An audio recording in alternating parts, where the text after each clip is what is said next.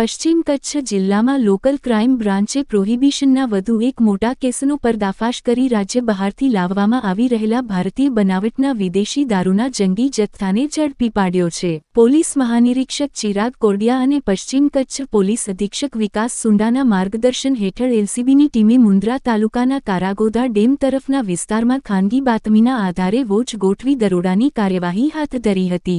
દરોડા દરમિયાન સફેદ રંગની ટાટા હેરિયર કાર સહિત અન્ય વાહનોની તપાસ કરતા વિવિધ બ્રાન્ડની ભારતીય બનાવટના વિદેશી દારૂની કુલ 2940 બોટલો અને 814 બિયર ટીન મળી આવ્યા હતા. પોલીસે દારૂ ઉપરાંત ગુનામાં ઉપયોગમાં લેવાયેલા 3 ફોરવ્હીલ વાહનો અને 4 મોબાઈલ ફોન સહિત કુલ 67,62,592 રૂપિયાનો મુદ્દામાલ કબજે કર્યો છે.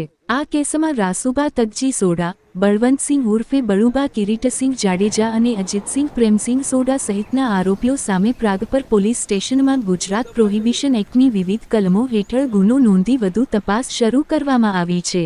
આ ઉપરાંત સમગ્ર રેકેટમાં અન્ય કોણ સંડોવાયેલું છે તે દિશામાં પણ પોલીસે તપાસનો ધમધમાટ શરૂ કર્યો છે.